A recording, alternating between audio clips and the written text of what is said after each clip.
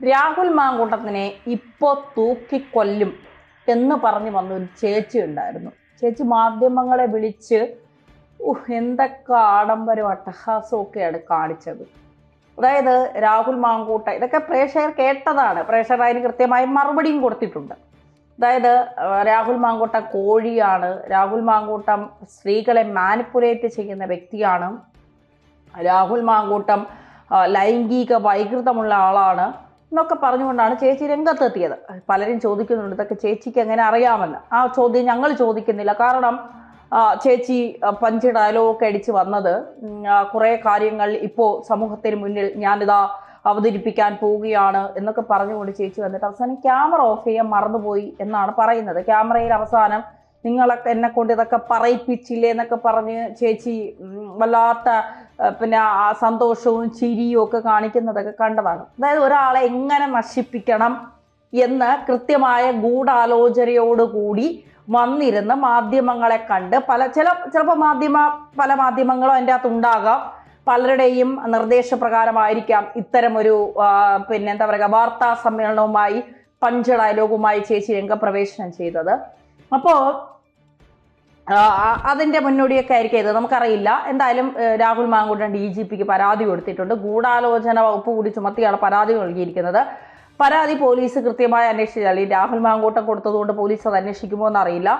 പറഞ്ഞിട്ട് ഇത്രയും ദിവസം കഴിഞ്ഞിട്ടും ഒരു പുരുഷനെ അയാൾ ചെയ്ത കാര്യങ്ങൾ എന്ന് പറഞ്ഞ് ആളുകൾ, പല സ്ത്രീകളും രംഗത്തെത്തി പരാതി നൽകിയ കാര്യങ്ങൾ കോടതിയിലിരിക്കുമ്പോൾ എങ്ങനെയാണ് ഒരു സ്ത്രീയോട് ഒരു സ്ത്രീ വന്ന ഒരു പുരുഷനെ കുറിച്ച് അയാൾ കോഴിയാണ്, അയാൾ ലൈംഗിക വൈകൃതമുള്ളവനാണ്, അയാൾ അങ്ങനെയാണ് ഇങ്ങനെയാണെന്നൊക്കെ പറഞ്ഞിട്ട് ആ സ്ത്രീ ഒരു കുഴപ്പവുമില്ലാതെ സമൂഹത്തിൽ ഇറങ്ങി ഇപ്പോഴും നടക്കുന്നുണ്ട് എങ്കിൽ നമ്മുടെ നിയമവ്യവസ്ഥ ശരിക്കും സ്ത്രീകളെ പ്രൊട്ടക്റ്റ് ചെയ്യുന്നത് എത്രത്തോളമാണ് എന്നുള്ളതിന് ഉദാഹരണമാണ്. അതായത് ഒരു പുരുഷനെ എന്തും പറയാം, ഇവിടെ ചോദിക്കാനും പറയാനും ആരുമില്ല. പുരുഷൻ തെറ്റ് ചെയ്തിട്ടുണ്ടെങ്കിൽ അല്ലെങ്കിൽ സ്ത്രീ തെറ്റ് ചെയ്തിട്ടുണ്ടെങ്കിൽ തീർച്ചയായിട്ടും ശിക്ഷിക്കപ്പെടണം. അതിലൊരു മാറ്റവുമില്ല, അതിലൊരു തെറ്റുമില്ല. അത് കോടതിയിൽ വിശ്വാസമുണ്ട്, നിയമവ്യവസ്ഥയിൽ വിശ്വാസമുണ്ട്, ശിക്ഷിക്കപ്പെടുക തന്നെ വേണം. പക്ഷേ കോഴിയാണെന്നും ലൈംഗിക വൈകൃതമുള്ളവനാണെന്നും ഒക്കെ പറഞ്ഞൊരു പുരുഷനെ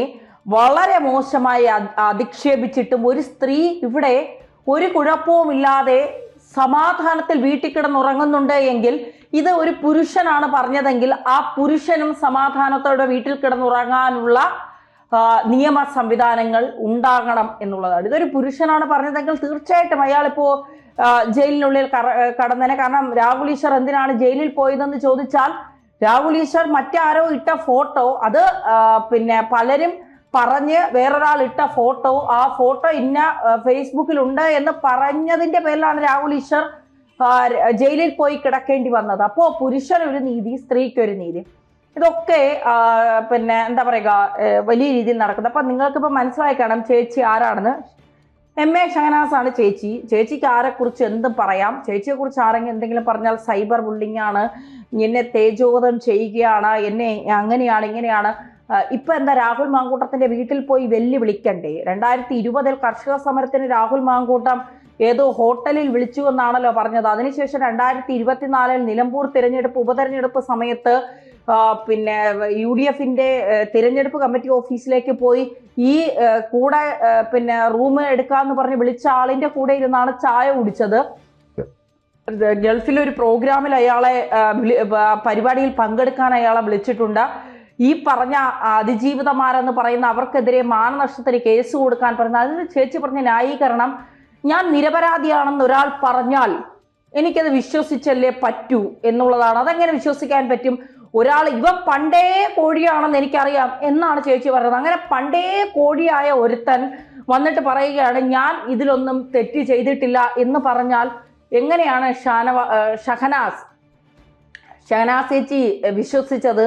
അല്ല, അതിലൊരു പൊരുത്തക്കേട് മനസ്സിലാവുന്നില്ല. പിന്നെ പല ആളുകളും പറയുന്നുണ്ട്, ഈ പല ചേച്ചിമാരുടെയും പഴയ ലീലാവിലാസങ്ങളൊക്കെ പലരും എടുത്തിട്ട് അലക്കുന്നുണ്ട്. നമുക്കറിയില്ല അതിലെ സത്യാവസ്ഥ. ചേച്ചി പണ്ട് ഗുരുവായൂരിലെ ഒരു കോളേജിൽ പഠിച്ചിരുന്ന സമയത്ത് IAS എന്താണെന്ന് പോലും അറിയാത്ത ചേച്ചി IAS പരീക്ഷ എഴുതി അതിൽ ഉന്നത റാങ്ക് കിട്ടിയെന്ന് പറയുന്നു. അതിനുശേഷം ഉന്നത റാങ്ക് കിട്ടിയതിന് ശേഷം അവിടുത്തെ പ്രിൻസിപ്പളും ആളുകളും ഒക്കെ കൂടെ ചേർന്ന് ചേച്ചിക്കൊരു അനുമോദനമൊക്കെ സ്വീകരണമൊക്കെ നൽകി. പിന്നീടാണ് കോളേജിന് തെറ്റ് മനസ്സിലായത്. പിന്നീട് ആ ചേച്ചി ആ പരിസരത്തോട്ട് പോയിട്ടില്ല എന്നാണ് പറയുന്നത്. പഞ്ചു ഡയലോഗൊക്കെ അടിച്ച ചേച്ചി ഇതിലൊരു വ്യക്തതയുമായി വന്നിട്ടില്ല. അതിനുശേഷം +2 പഠിക്കാൻ വന്ന സമയത്ത് ചേച്ചിക്ക് ഒരു കുഞ്ഞിനെയും കൊണ്ടാണ് ചേച്ചി വന്നത്. കല്യാണം കഴിഞ്ഞ ഒരു കുഞ്ഞുമുണ്ടെന്ന് പറയുന്നത്. പിന്നീട് ഡിഗ്രിക്ക് വന്ന സമയത്ത് ആ കുഞ്ഞ് ഇത്താത്തയുടെ കുഞ്ഞാണെന്നാണ് പറഞ്ഞത്. കാരണം ചേച്ചിയുടെ ഒരു നിലപാടുകളുടെ ഒരു വെള്ളം ചേർക്കാത്ത വ്യക്തതയാണ് ആളുകൾ പരസ്യപ്പെടുത്തുന്നത്. നമ്മളല്ല ഇത് പറയുന്നത്, ഇത് മറ്റു പലരും പറയുന്നതാണ്. അതിലെ സത്യാവസ്ഥ നമുക്കറിയില്ല, സ്ഥിരീകരണം നമുക്കറിയില്ല. പലരും വ്യക്തമായ തെളിവുകളോടൊക്കെ വന്ന് പലരും പറയുന്നത് കേട്ടു. അതിൽ വ്യക്തത വരുത്തേണ്ടത് ചേച്ചിയാണ്, MA ഷഹനാസാണ്. ഷഹനാസ് ചേച്ചി വന്ന് പറയണം അത് തെറ്റാണ്, ഇങ്ങനെ പറഞ്ഞവർക്കെതിരെ ഞാൻ കേസ് കൊടുക്കും എന്നൊക്കെ പറയണം. അങ്ങനെയാണ് എങ്കിൽ ആ പറഞ്ഞവർ പലരും ഇത് തിരുത്താൻ തയ്യാറാകാം, ചിലപ്പോൾ അറിയില്ല. എന്തായാലും ഇത്തരം ചില ലീലാവിലാസങ്ങൾ എന്ന് പറഞ്ഞുകൊണ്ട് പലരും ചില വീഡിയോസൊക്കെ ഷെയർ ചെയ്യുന്നത് കണ്ടു. പലരും പല കാര്യങ്ങളും അതിലൂടെ വ്യക്തത വരുത്തി പറയുന്നതുണ്ട്. അതായത് വിവാഹിതയാണ്, ഒരു കുഞ്ഞുണ്ട്. പിന്നീട് പിന്നെ വിവാഹം കഴിച്ച ആളെ മാറ്റിയിട്ട് മറ്റൊരാളുമായി റിലേഷൻ ഉണ്ടായിരുന്നു. അതൊക്കെ ഒരാളുടെ സ്വകാര്യതയാണ്, നമ്മൾ അതിലോട്ടൊന്നും പോകുന്നില്ല. എന്തായാലും ഇനി ദുബായിൽ നിന്നും പല സ്ഥലത്തു നിന്നും പലരും പത്രസമ്മേളനമൊക്കെ നടത്താമെന്നൊക്കെ പറഞ്ഞാണ് പലരും ഇതുമായി രംഗത്തെത്തുന്നത്. നമുക്കൊരാളെക്കുറിച്ച് എന്താ പറയുക, ഇപ്പൊ സുപ്രീം കോടതി തന്നെ പറഞ്ഞു, വിവാഹിതയായ ഒരു സ്ത്രീക്ക് വിവാഹ വാഗ്ദാനം നൽകി വഞ്ചിച്ചു എന്ന് പറയാൻ കഴിയില്ല. കാരണം രാഹുൽ ഈശ്വർ ഇക്കാര്യങ്ങളൊക്കെ ഒരു ചാനലിൽ ഇരുന്ന് പറയുമ്പോൾ ഷഹനാസ് ഉണ്ട് അതിൽ ചർച്ചയ്ക്ക്. ഷഹനാസ് ഇരുന്ന് വെള്ളം കുടിക്കുന്നു. കാരണം ഇനി മറുപടി പറയാനൊന്നും ഇല്ലല്ലോ, വലിയ ആളാവാനായിട്ട് രാഹുലിനെ ഇപ്പോൾ വലിച്ചു കീറി അങ്ങ് ഒട്ടിക്കാം. അടുത്ത് വരുന്ന നിയമസഭാ തിരഞ്ഞെടുപ്പിൽ രാഹുൽ മാങ്കൂട്ടത്തിനെ എന്താ പറയുക, സ്ഥാനാർത്ഥിയാക്കാതിരിക്കാനുള്ള എല്ലാ ഇതും ഒരു യഥാർത്ഥ കോൺഗ്രസ്സുകാരി, രാഹുൽ ഈശ്വർ ചോദിച്ചതാണ്, യഥാർത്ഥ കോൺഗ്രസ്സുകാരി കോൺഗ്രസിനെ കൊങ്ങി എന്ന് വിളിക്കുമോ? ശരിയാണ്, യഥാർത്ഥത്തിൽ കോൺഗ്രസ് എന്ന് പറയുന്ന പാർട്ടിയെ സ്നേഹിക്കുന്ന ഒരാൾ ആ പാർട്ടിയെ കൊങ്ങികൾ എന്ന് വിളിക്കുമോ? കമ്മികളെന്ന് ഞാൻ പറയുന്നില്ല, കൊങ്ങികളാണ് എന്നാണ് പറയുന്നത്. അതായത് സ്വന്തം പാർട്ടിയിൽ നിന്ന് ആ വിശ്വസിക്കുന്ന പാർട്ടിയെ അങ്ങേയറ്റം അപമാനിക്കുന്ന തരത്തിലേക്കുള്ള കാര്യങ്ങൾ പോവുക. നമുക്ക് എല്ലാവരെയും കുറ്റം പറയാം. നമ്മൾ 100% ശരിയാണെങ്കിൽ നമുക്ക് ഈ ലോകത്തുള്ള എല്ലാവരെയും കുറ്റം പറയാം. കാരണം നമ്മൾ 100% പെർഫെക്റ്റ് ആണല്ലോ, എല്ലാ അർത്ഥത്തിലും പെർഫെക്റ്റ് ആണ് നമ്മൾ. അതുകൊണ്ട് നമുക്ക് എല്ലാവരെയും കുറ്റം പറയാം, ഓടി നടന്ന് നമുക്ക് കുറ്റം പറയാം. കാരണം നമ്മളെല്ലാത്തിലും പെർഫെക്റ്റ് ആണല്ലോ. പക്ഷേ അങ്ങനെ നമുക്ക് ഉറപ്പുണ്ടെങ്കിൽ നമുക്ക് ആരെയും കുറ്റം പറയാം, ആരെ വേണമെങ്കിലും നമുക്ക് കുറ്റം പറയാം.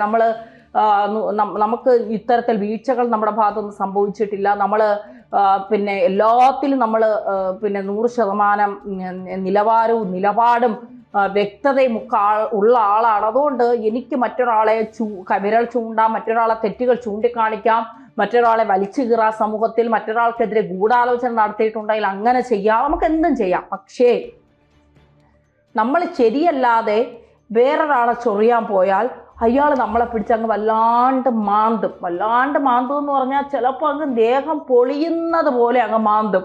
ആ മാന്തലാണ് ഇപ്പോൾ MA ഷഹനാസിന് കിട്ടിയത്. അതായത് രാഹുൽ മാങ്കൂട്ടത്തിന് വെള്ളപൂശികയല്ല. രാഹുൽ മാങ്കൂട്ടത്തിന് പറയാനുള്ളത് കേരളീയ സമൂഹം കേട്ടോ എന്ന് ചോദിച്ചാൽ ഇപ്പോഴും പറയുന്നുമില്ല. അയാൾ എന്തെങ്കിലും വാ തുറന്ന് പറഞ്ഞാൽ അത് PR വർക്കായി, ബ്ലാക്ക്മെയിലായി, അയാൾ സമൂഹത്തെ, സ്ത്രീകളെ വഞ്ചിക്കുന്നവനായി, അയാൾ പാർട്ടിക്ക് വേണ്ടാത്തവനായി. കാരണം അയാൾ മിണ്ടാൻ പാടില്ല. അതായത് നീ എന്നെ പീഡിപ്പിച്ചു, നീ എന്നെ ബലാത്സംഗം ചെയ്തു, നീ എന്നെ അങ്ങനെ ചെയ്തു ഇങ്ങനെ ചെയ്തു എന്നൊരു പെണ്ണ് വന്ന് പറഞ്ഞാൽ ഇതെല്ലാം ശരിയാണ് എന്ന് പറഞ്ഞുകൊണ്ട് വായു മടക്കി പിടിച്ച് പിന്നീട് അയാളുടെ രാഷ്ട്രീയ ജീവിതം, അയാളുടെ സാമൂഹ്യ ജീവിതം, അയാളുടെ കുടുംബപരമായ എല്ലാം അയാൾ ഉപേക്ഷിച്ചുകൊണ്ട് അയാൾ വനവാസത്തിന് പോകണം. അയാൾ മിണ്ടാൻ പാടില്ല. അയാൾ സംസാരിക്കാൻ പോയാൽ അത് PR വർക്കായി, അയാൾക്ക് മത്സര രംഗത്തേക്ക് തിരിച്ചു വരാനുള്ള കാര്യമായി, അങ്ങനെ പലതുമായി. അതായത് നീ ഇനി വരുമ്പോൾ ബ്രേസിയർ ഇടാതെ വരുമോ എന്നൊരു മാധ്യമപ്രവർത്തകൻ, സ്ഥിരമായ ഒരു മാധ്യമപ്രവർത്തകയോട് ചോദിച്ചത് ഇവിടുത്തെ കുറെ ഊളകളായ മാധ്യമപ്രവർത്തകർ കണ്ടിട്ടില്ല. അങ്ങനെ തന്നെ പറയണം. കുറെ ഊളകളായ മാധ്യമപ്രവർത്തകർ കണ്ടിട്ടുമില്ല കേട്ടിട്ടുമില്ല. ഇവരുടെയൊക്കെ സ്ഥാപനത്തിൽ ഓരോ സ്ത്രീകൾ അനുഭവിക്കുന്ന ലൈംഗിക ചുവയോടുള്ള വർത്താനം, ലൈംഗികപരമായ ഇടപെടൽ, പിന്നെ ലൈംഗികപരമായ നമ്മുടെ പിന്നെ എന്താ പറയുക, നമുക്കുള്ളിൽ കുറെ പുഴിക്കുത്തുകൾ ഉണ്ടായിട്ട് നമ്മളതൊക്കെ ഒന്നുമല്ല എന്ന് പറഞ്ഞുകൊണ്ട് മറ്റുള്ളവരെ വിമർശിക്കാനും കുറ്റപ്പെടുത്താനും അവരെ നന്നാക്കാനും നമുക്ക് എന്താണ് യോഗ്യതയുള്ളത്? നമുക്കൊരു യോഗ്യതയില്ല. അതിപ്പം എത്ര കൊലകൊമ്പത്തെ മാധ്യമപ്രവർത്തകർ എന്ന് പറഞ്ഞാലും മാധ്യമപ്രവർത്തകരും നിയമത്തിന് അതീതർ തന്നെയാണ്. ഒരു പിന്നെ കൊമ്പും ഇവിടുത്തെ ഒരു മാധ്യമപ്രവർത്തകർക്കും ഇല്ല. ഒരു വിവാഹിതയായ ഒരു സ്ത്രീയോട് നാളെ വരുമ്പോൾ ബ്രേസീർ ഇടാതെ വരുമോ, അല്ലെങ്കിൽ സ്ഥിരം ബ്രേസീർ ഇടാതെ വരുമോ എന്നൊരുത്തൻ ഒരു ഞരമ്പ് രോഗിയായ ഒരു മാധ്യമപ്രവർത്തകൻ ചോദിച്ചിട്ടുണ്ടെങ്കിൽ രാഹുൽ മാങ്കൂട്ടൻ ചെയ്തതും അതുപോലെ തന്നെ. അവിടെയും വിവാഹിതയാണ്, ഇവിടെയും വിവാഹിതരാണ് സ്ത്രീകളൊക്കെ. പിന്നെ ഉഭയകക്ഷി സമ്മതപ്രകാരമുള്ള ലൈംഗിക ബന്ധമാണെങ്കിൽ അത് കോടതി പോലും അംഗീകരിച്ച കാര്യമാണ്. പിന്നെ ലൈംഗിക ബന്ധത്തിൽ ഏർപ്പെട്ട് അതിക്രൂരമായ ബലാത്സംഗം ചെയ്തതിന് ശേഷം എങ്ങനെയാണ് ഒരു പുരുഷനെ പിന്നീട് വിഷുക്കണിയായി കാര്യങ്ങൾ കൊടുക്കുക, അല്ലെങ്കിൽ ഓരോന്ന് പിന്നെ എന്താ പറയുക ഓർഡർ ചെയ്ത് കൊടുക്കുക, ഇതൊന്നും അറിയില്ല. ചിലപ്പോൾ ഓരോരുത്തരുടെ മാനസികാവസ്ഥ അങ്ങനെ ആയിരിക്കും. എന്തായാലും അതിജീവിതമാരെ ഒന്നും പറയുന്നില്ല. കാരണം അതിജീവിതമാരുടെ കേസുകൾ മുഴുവൻ കോടതിയിലിരിക്കുകയാണ്. കോടതി അതിൽ കൃത്യമായ തീരുമാനം, ഇപ്പൊ രാഹുൽ മാങ്കൂട്ടത്തിന് ജാമ്യം അനുവദിച്ചപ്പോൾ കോടതി കൃത്യമായ നിരീക്ഷണം നടത്തി, അത് കൃത്യമായി പറഞ്ഞ് ഇതാക്കി കോടതി പോലീസിനെ കൃത്യമായി ബോധ്യപ്പെടുത്തിയിട്ടാണ് രാഹുൽ മാങ്കൂട്ടത്തിന് ജാമ്യം കൊടുത്തത്. രാഹുൽ മാങ്കൂട്ടം ജനപ്രതിനിധി ആയി മത്സരിക്കും, അല്ലെങ്കിൽ രാഹുൽ മാങ്കൂട്ടം പിന്നെ പാലക്കാട് മത്സരിക്കുമോ, അതൊക്കെ പാർട്ടിയാണ് തീരുമാനിക്കേണ്ടത്. അതൊന്നും ഇപ്പൊ രാഹുൽ മാങ്കൂട്ടം വന്നിരുന്ന ഒരു ഇന്റർവ്യൂ നടത്തിയിട്ട് അതിൽ കാര്യങ്ങൾ പറഞ്ഞെന്ന് പറഞ്ഞുകൊണ്ട് രാഹുൽ മാങ്കൂട്ടത്തിനെ നാളെ പിടിച്ച് സ്ഥാനാർത്ഥിയാക്കുമോ എന്നൊന്നും അറിയില്ല. അത് പാർട്ടിയാണ് തീരുമാനിക്കേണ്ടത്. പക്ഷെ രാഹുൽ മാങ്കൂട്ടം പറഞ്ഞ റിനി എവിടെയാണ്? റിനിയെ വെല്ലുവിളിച്ചല്ലോ കോൺവെർസേഷൻ പുറത്തുവിടാൻ. റിനി എവിടെയാ? പിന്നെ ഷഹനാസിനെ വെല്ലുവിളിച്ച് ഷഹനാസ് എന്ന കാര്യങ്ങൾ പറഞ്ഞു, പിന്നെ ആളുകൾ എടുത്തിട്ട് അലക്കി. ഷഹനാസ് എവിടെയാ? പിന്നെ അതുപോലെ എത്ര ആളുകളെ രാഹുൽ മാങ്കൂട്ടം, ഹണി ഭാസ്കർ, ജസ്ല മാടശ്ശേരി 2017 കുറെ ചാറ്റുമായി വന്നു. ജസ്ല പറഞ്ഞ കാര്യങ്ങൾ അവിടെ. അപ്പോ രാഹുലിനെ വെള്ളം പൂശുകയോ രാഹുൽ മാങ്കൂട്ടം തെറ്റ് ചെയ്തിട്ടുണ്ടെങ്കിൽ ശിക്ഷിക്കപ്പെടുക തന്നെ വേണം. ഒരു സ്ത്രീയും, യഥാർത്ഥത്തിലുള്ള സ്ത്രീകൾ, രാഹുലിനെ സത്യസന്ധമായി സ്നേഹിച്ച് കൂടെ ജീവിക്കണം എന്ന് ആഗ്രഹിച്ച സ്ത്രീകളുണ്ട് എങ്കിൽ അവര് രാഹുൽ അപമാനിച്ചിട്ടുണ്ടെങ്കിൽ, വേദനിപ്പിച്ചിട്ടുണ്ടെങ്കിൽ അതിനൊരിക്കലും രാഹുലിന് മാപ്പ് കൊടുക്കാൻ കഴിയില്ല. രാഹുലിനെ ഒരു ജനപ്രതിനിധിയെ അംഗീകരിക്കാൻ കഴിയില്ല. പക്ഷേ എല്ലാം അറിഞ്ഞുകൊണ്ട് തീയിലേക്ക് എടുത്തു ചാടിയവരോട് ഒന്നും പറയാനില്ല. ഷഹനാസ് ചില കാര്യങ്ങൾക്ക് വ്യക്തത വരുത്തണം. അത് മാധ്യമങ്ങളുടെ മുന്നിൽ തന്നെ വ്യക്തത വരുത്തണം.